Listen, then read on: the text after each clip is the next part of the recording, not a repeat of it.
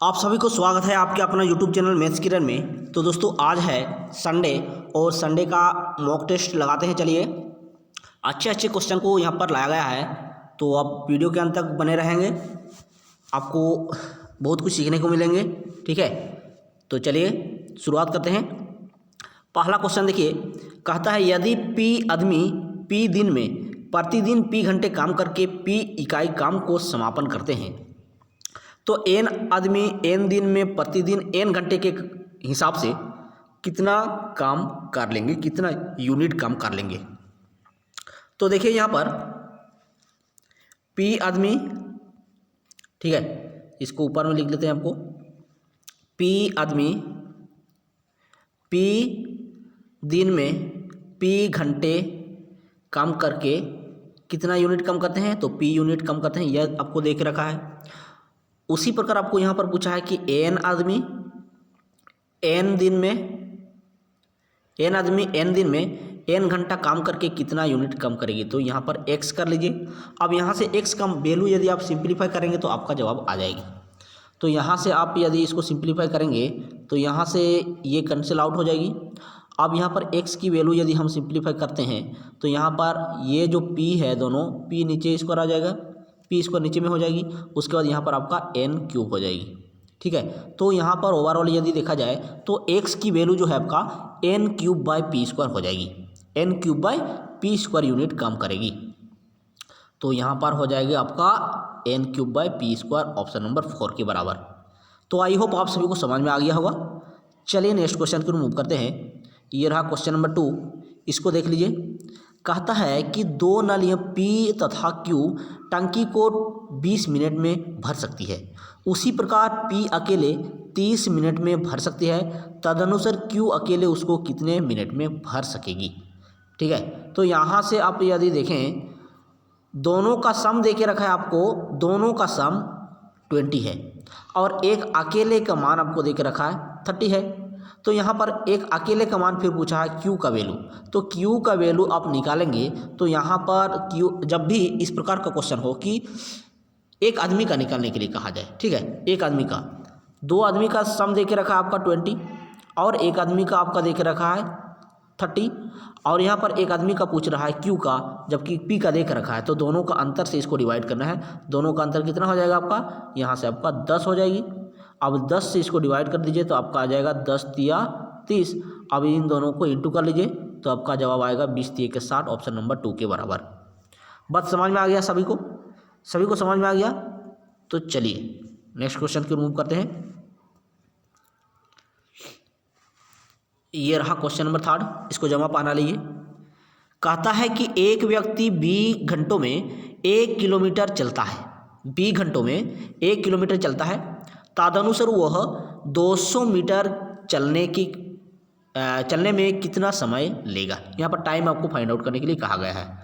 तो यहाँ पर आप देखें तो घंटों में देख रखा है, तो यहाँ पर इसको मीटर को भी आप किलोमीटर में चेंज कर लेंगे, तो यहाँ से आपका किलोमीटर में चेंज करते हैं तो आपका कितना आएगा, 0 से 0 टर्मिनेट, तो ओवरऑल यहाँ से आएगा 1/5 किलोमीटर। ठीक है, अब देखिए यहाँ पर आपको फिर दूसरा स्थिति दे के रखा है, क्या कहा है कि 20 घंटे में 1 किलोमीटर चलता है। तो यहाँ पर देखिए 1 किलोमीटर चलने में कितना घंटे लगता है, 20 घंटा, तो एक किलोमीटर चलने में 20/1 घंटा लग जाएंगे। तो यहाँ पर आपको कितना किलोमीटर है, 1/5, तो 1/5 किलोमीटर चलने में कितना लगेंगे, तो इसको आप सिंप्लीफाई कर लीजिए, आपका जवाब आएगा। यहाँ पर इन दोनों को सिंप्लीफाई करते हैं तो 20/5 घंटे लग जाएंगे। ठीक है, 20/5 घंटे, जो कि आपको ऑप्शन नंबर 2 में दिख रहा होगा। ऑप्शन नंबर 2 में आपका करेक्ट जवाब होगा 20/5 घंटे। ठीक है, यहाँ पर आपका all over option number 2 correct जवाब हो जाएगा 20/5 घंटे। तो चलिए नेक्स्ट क्वेश्चन को मूव करते हैं। क्वेश्चन नंबर 8 ये रहा, इसको देख लीजिए।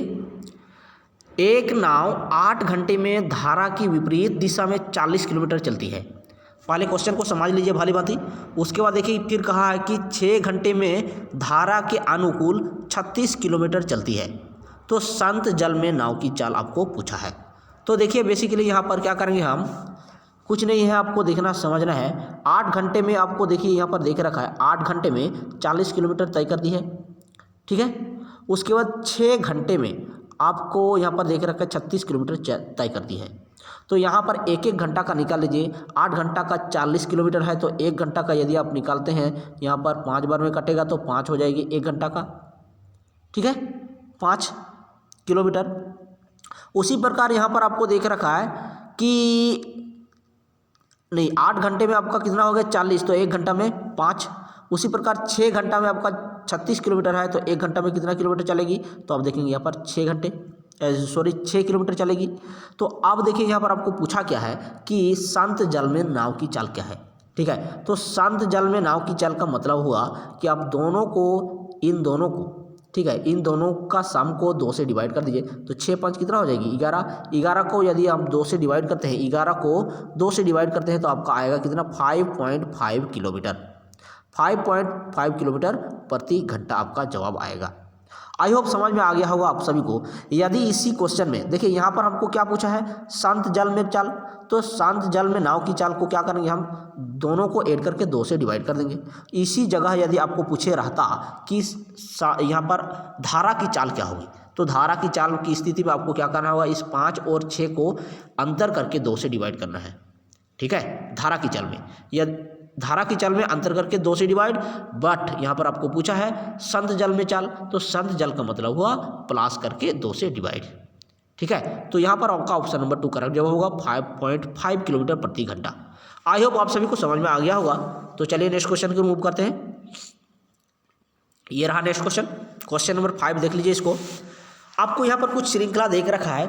इस श्रृंखला में कहा है कि 12वां पद कितना हो सकता है, 12वां पद कितना होगा।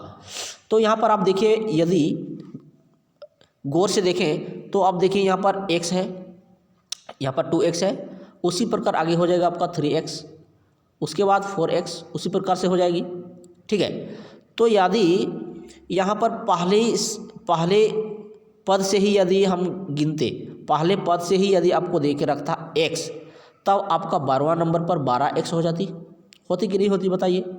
अगर इस जगह से आपको देके रखता पहला पद से ही, बट आपको यहाँ पर पहला पद से नहीं देके रखा है x, आपको देके रखा है दूसरा पद से x देके रखा है इस जगह से। तो यहाँ पर एक पहला पद आपका घट जाएगा, तभी ना 12वां पद में आएगी। तो यहाँ पर 12वां पद में आने के लिए यहाँ पर पहला एक घट जाएगी, अर्थात 11x हो जाएगी, ठीक है। तो जिस भी ऑप्शन में आपको दिखे 11x, वही आपका करेक्ट जवाब होगा। तो यहाँ पर आप देखें तो ऑप्शन नंबर 1 के बराबर हो जाएगी, ठीक है। यही आपका सही अप्रोच होगा। और यदि अदरवाइज इसको यदि बनाने जाए तो अधिक की लॉन्ग हो जाएगी। इस प्रकार से आप बना सकते हैं। ऑप्शन नंबर 1 यहाँ पर करेक्ट जवाब होगा। तो चलिए नेक्स्ट क्वेश्चन को मूव करते हैं, क्वेश्चन नंबर 6।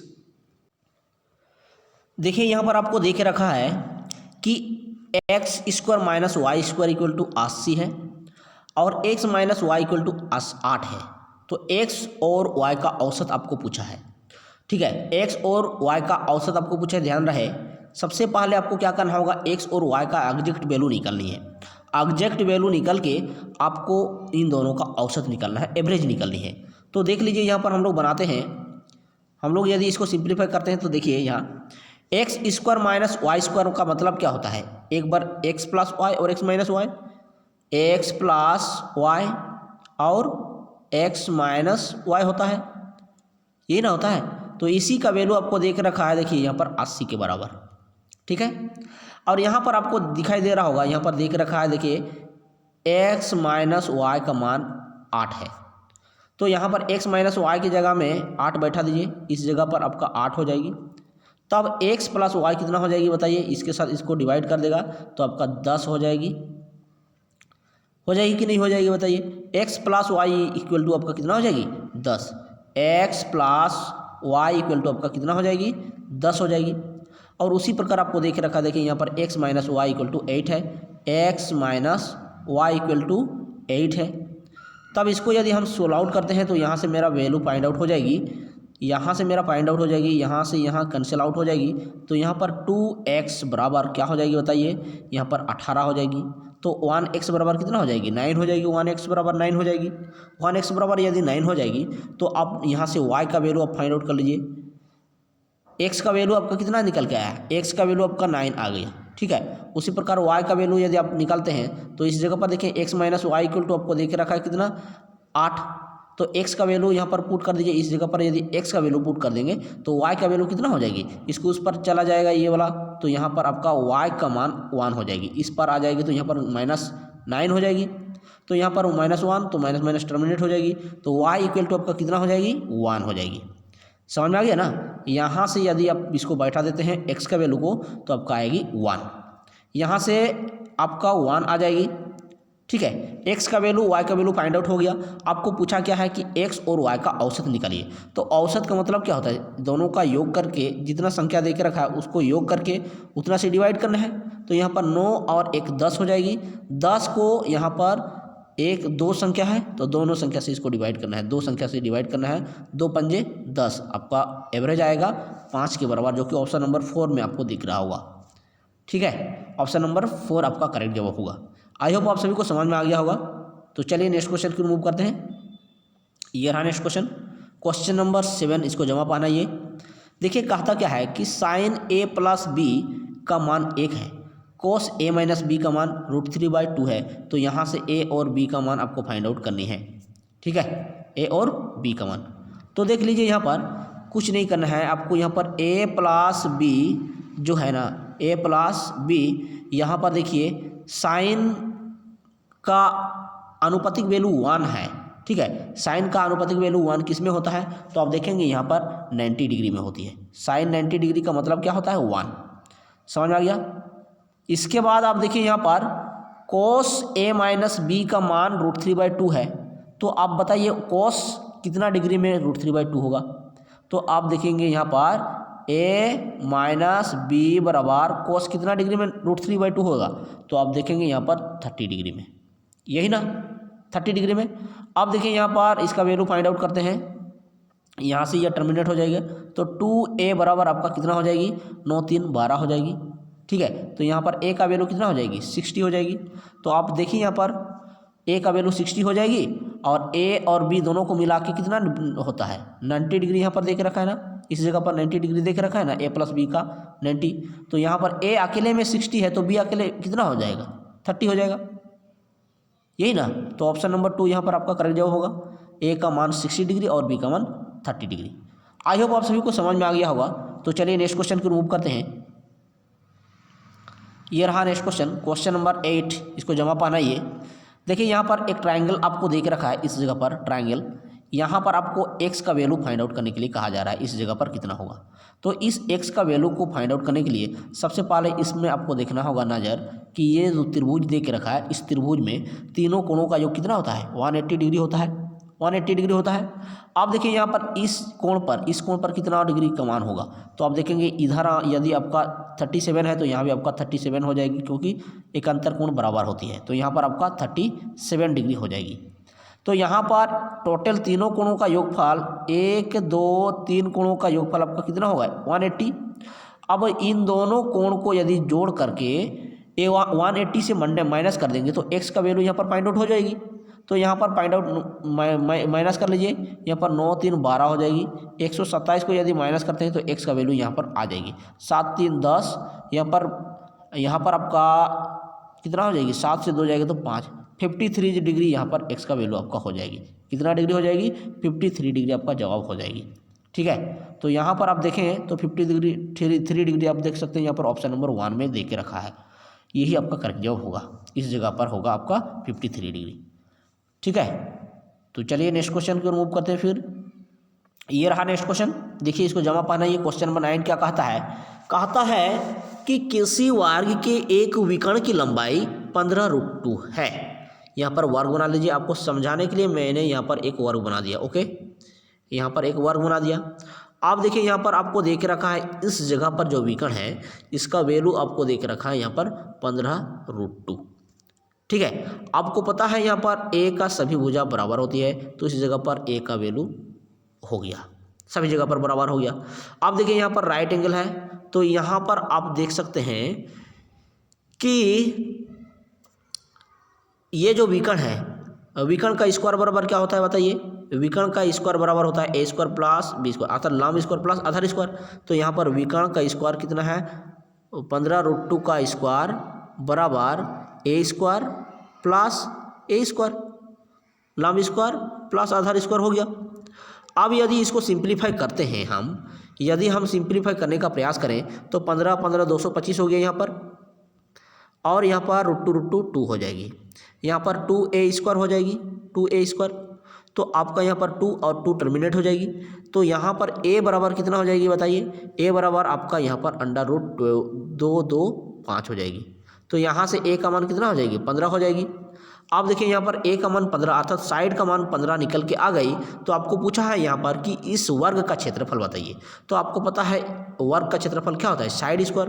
तो साइड का स्क्वायर कर दीजिए, 15 का स्क्वायर कर दीजिए, आपका जवाब कितना आ जाएगा, 15 15 225 होता है। तो यही आपका करेक्ट जवाब होगा 225। ठीक है, 225 सेंटीमीटर स्क्वायर आपका जवाब होगा ऑप्शन नंबर 4 के बराबर। ठीक है, तो आप सभी को अच्छे से समझ में आ गया होगा। चलिए फिर नेक्स्ट क्वेश्चन देखते हैं। ये रहा नेक्स्ट क्वेश्चन। देखिए यहाँ पर आपको देख रखा है कि किसी परीक्षा में कुल प्राप्तांक कितना होता है, यहाँ पर 540 होता है कुल अंक। ठीक है, 540 होता है। आपको यहाँ पर पाई चार्ट दे के रखा है, इस पाई चार्ट से आपको देखना है और यहाँ पर बताना है कि 105 अंक किसने अर्जित किया है, किस विषय में, यहाँ पर आपको देखना है। ठीक है, टोटल आपको जो है देना, टोटल जो है ना प्राप्तांक आपको 540 दे के रखिए, 540 दे के रखिए।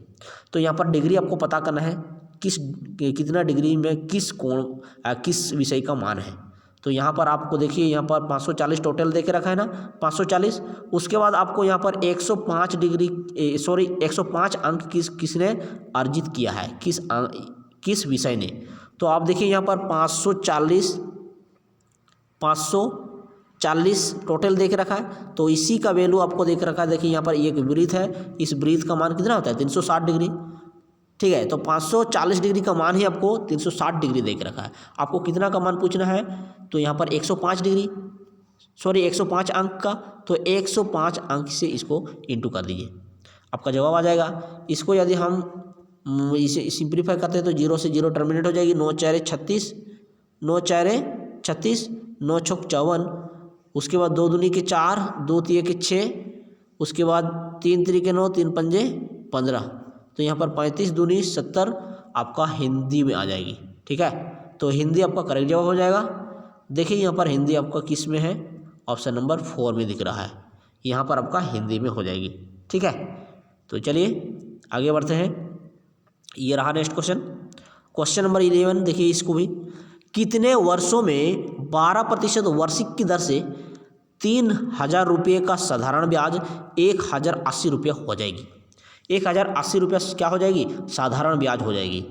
इतना रुपये का क्या है, साधारण है। तो देख लीजिए साधारण ब्याज यहाँ पर क्या पूछा है आपको पूछा है कितने वर्षों में। तो टाइम आप निकाल लीजिए, यहाँ पर टाइम निकालना है ना। तो टाइम इक्वल टू आपको पता होगा कि ब्याज गुणे में 100, ब्याज कितना है 1080 गुणे में 100, 1080 गुणे में 100 बट्टे दर इंटू यहाँ पर मूलधन आपका देख रखा है 3000।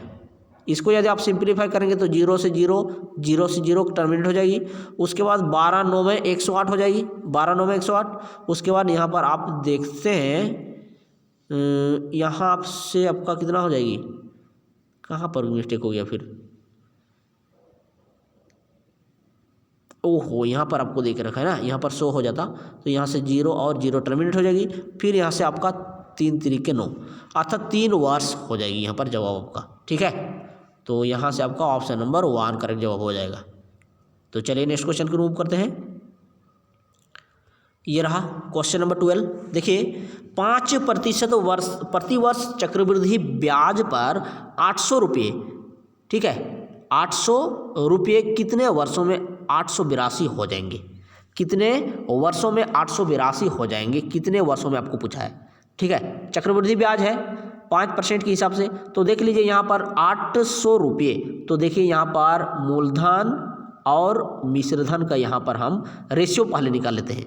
तो यहाँ पर मूलधन कितना है आपका 800 है, और यहाँ पर आपका मिश्रधन कितना है 882 है। इसको यदि हम सिंप्लीफाई करते हैं, काट करते हैं, तो 2 4 8 हो जाएगी। उसी प्रकार इधर भी 2 4 8, 2 4 8, 2 1 2। अब देखिए यहाँ पर आपको दिख रहा होगा ये जो 400 है 420 का यहाँ पर स्क्वायर है, ठीक है, 20 का यहाँ पर स्क्वायर है। इसको हम मिटा लेते हैं, रुकिए थोड़ा सा। यहाँ पर आपको दिखाई दे रहा होगा 20 का स्क्वायर है और इधर भी आपका कितना का 21 का स्क्वायर है।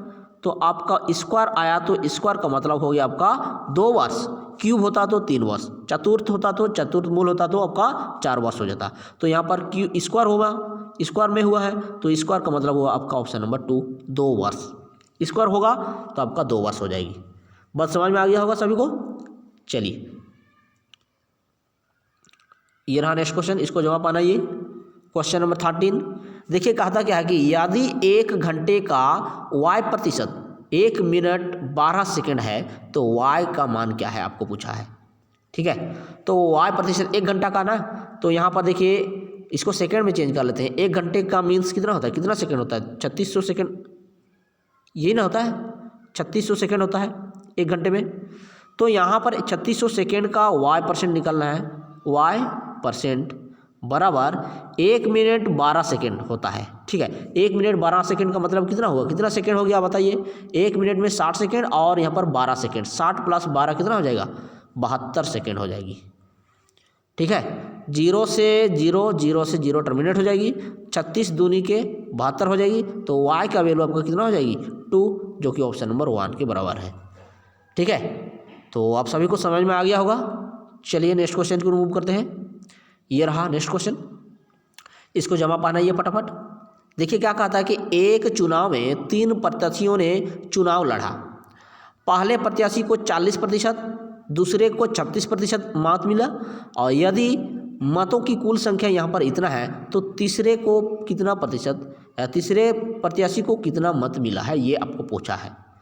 तो देखिए यहाँ पर यदि हम टोटल बात करें, टोटल कुल कितना परसेंट होता है 100%, तो 100% का वैल्यू हुई आपको दे के रखा है, यहाँ पर कितना दे के रखा है 36,000 है, 36,000 है, ठीक है।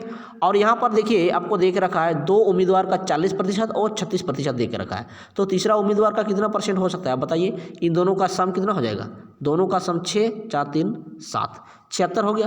तो 100 में से 76 दोनों उम्मीदवार का है, तो बचा तीसरा उम्मीदवार के लिए कितना परसेंट होगा। तो आप देखेंगे यहाँ पर 100 से इसको यदि हम माइनस कर देते हैं, 6 4 10 7 दोनों 24% हो जाएगा तीसरा उम्मीदवार के लिए। तो यहाँ पर 100% का मान ही आपको दे के रखा है 36,000। तो उसी प्रकार तीसरा उम्मीदवार का 24% है, तो 24% का वैल्यू यदि हम निकालते हैं तो हमारा जवाब आ जाएगी। इसको यदि आप सिंप्लीफाई करते हैं तो आप देखिए यहाँ पर 0 से 0 टर्मिनेट, 0 से 0 टर्मिनेट। यदि हम इसको सिंप्लीफाई करें 6 4 24 हो जाएगी, ठीक है। इसको 36 और 24 को इंटू कर लीजिए, यहाँ से इन दोनों को इंटू करना है आपको, ठीक है, इन दोनों को इंटू करना है। तो यहाँ से एक 0 आ जाएगी आपका, 36 और 24 को इंटू करना है। 6 4 24, 4 3 12 13 14, 114 हो गया। उसके बाद यहाँ पर 6 दूनी के 12, 6 दूनी के 12, 2 3 6 और 1 7। तो यहाँ पर आपका जवाब आएगा 4 4 2 6, उसके बाद 7 और 1 8 और 0, अर्थात 8,640 आपका जवाब होगा, जो कि ऑप्शन नंबर 2 में दे के रखा है। यही वाला होगा आपका 8,640 मत मिला है तीसरा प्रत्याशी को। कुल मिला के आप सभी को बात समझ में आ गया होगा। देखिए यहाँ पर 100% का वैल्यू है 36,000 है। आपको पूछा है तीसरा उम्मीदवार, तो तीसरा उम्मीदवार का कितना परसेंट हो रहा है 24%, क्योंकि दोनों उम्मीदवार को मिला के 76% है, तो तीसरा उम्मीदवार का कितना है 24%। तो इसी का वैल्यू हमको पूछा था, यही मेरा हो गया 8,640 मत, ऑप्शन नंबर 2 के बराबर। तो चलिए नेक्स्ट क्वेश्चन को रिमूव करते हैं। ये रहा नेक्स्ट क्वेश्चन, इसको जमा पाना। ये देखिए चीनी के भाव में 25% की वृद्धि होती है, 25% की वृद्धि होती है। यदि कोई परिवार चीनी पर किए जाने वाले अपने व्यय को पहले जैसा रखना चाहे तो परिवार द्वारा चीनी की खपत में कितना प्रतिशत कमी करनी होगी, यही ना। तो देखिए 25% का फ्रैक्शन वैल्यू कितना हो जाएगा बताइए, 25 चौके 100। तो आप देखेंगे यहाँ पर इसका फ्रैक्शन वैल्यू 1/4 हो जाएगी, यही ना। तो यहाँ पर 4 था और यहाँ कहा है वृद्धि हो जाती है, तो 1 की वृद्धि हो जाती है। 4 में 1 की वृद्धि हो जाएगी, अर्थात 5 हो जाएगी। यहाँ पर 1 की वृद्धि हुई है 1 की वृद्धि हुई है, 5 हो गई है। तो आपको यहाँ पर पूछा है 5 में से फिर कितना यहाँ पर कमी करें कि पहले जैसे ही रहे।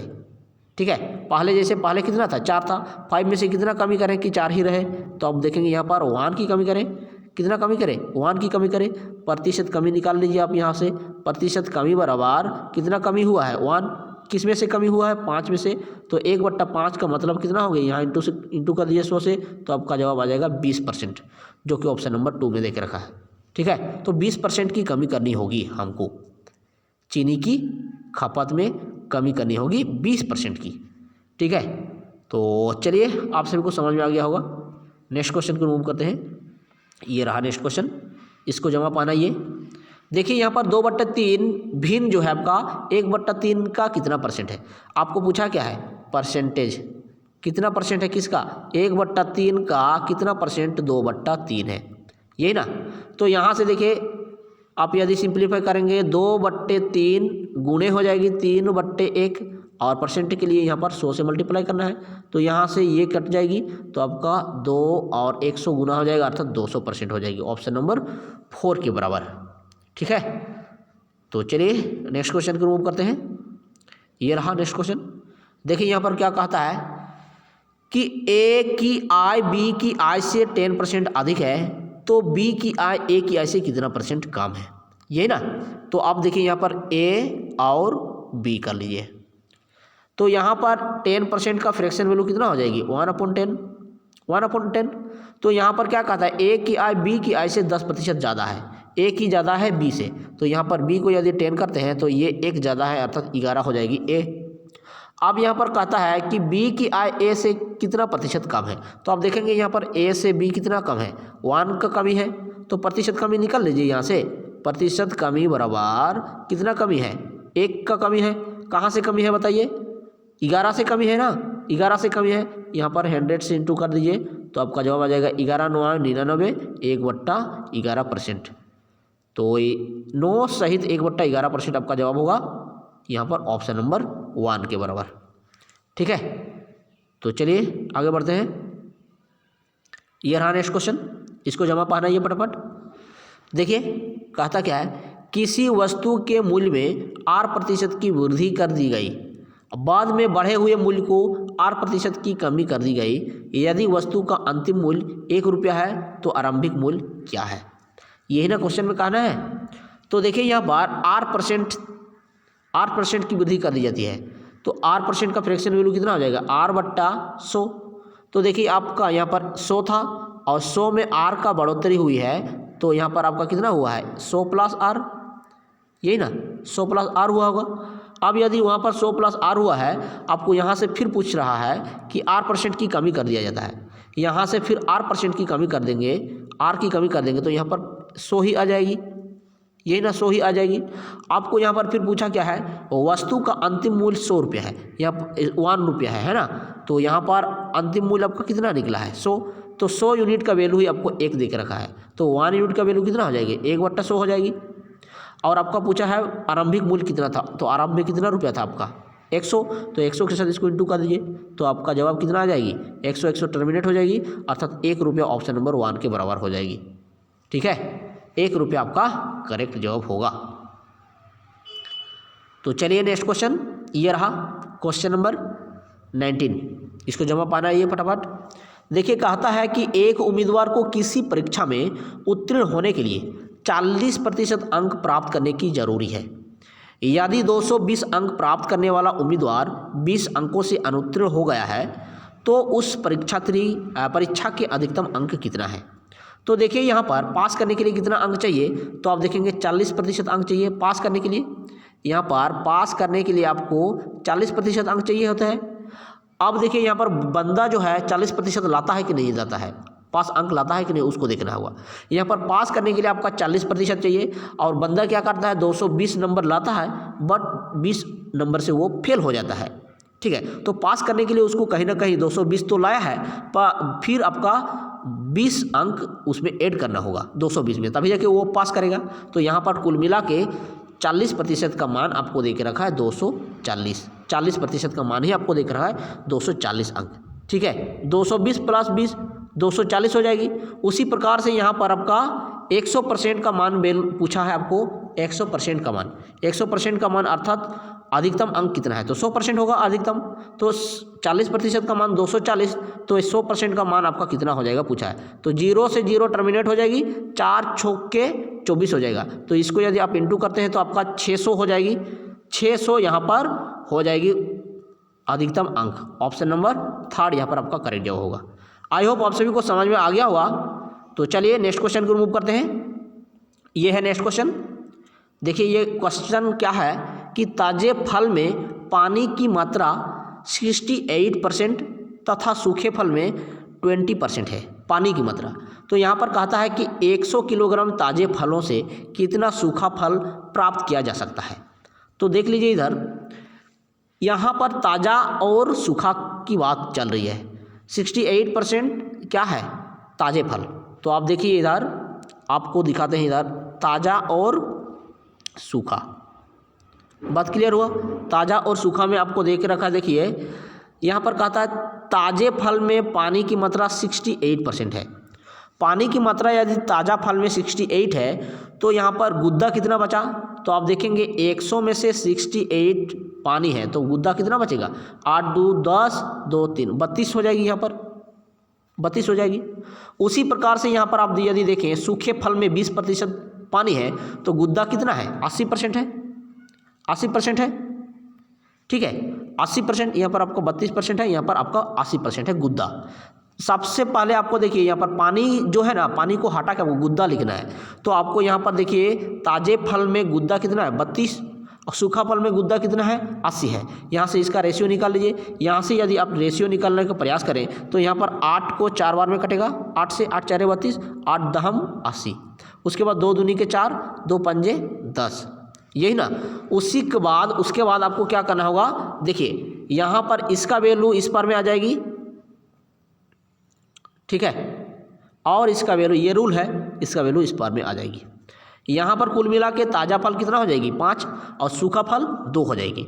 अब यहाँ पर आपको क्या दे के रखा है, देखिए 100 किलोग्राम ताजे फल से कितना सूखा फल प्राप्त किया जा सकता है। ये जो 100 किलोग्राम है आपका, ये ताजे फल दे के रखा है। तो देखिए यहाँ पर ताजे फल कितना है, आपके ताजे फल कितने हैं, तो आप देखेंगे अब 5 यूनिट। तो 5 यूनिट का वैल्यू ही आपको दे के रखा है कितना, 5 यूनिट का वैल्यू आपको दे के रखा है 100।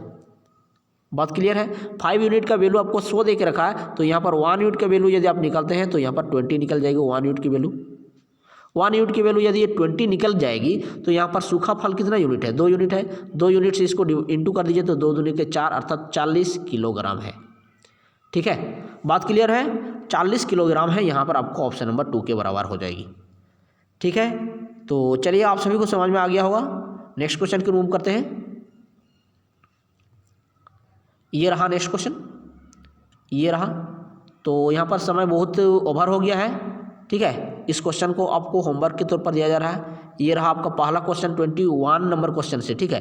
22, 23, उसके बाद उसी प्रकार से यहाँ पर 24, 25, 26, 27, 28, 29, उसके बाद यहाँ पर 29, 30 हो जाएगा।